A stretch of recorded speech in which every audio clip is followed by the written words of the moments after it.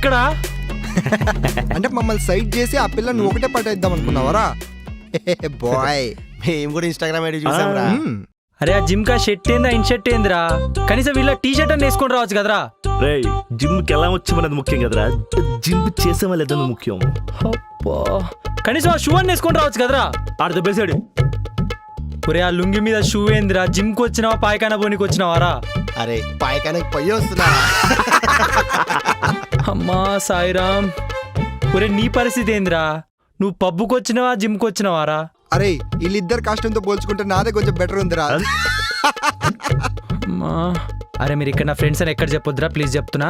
మీరు అటు పోటీ నీడిపోతా. సరే ఓ, ఆ నీతి లేని కుక్క. పోరా. పోరా.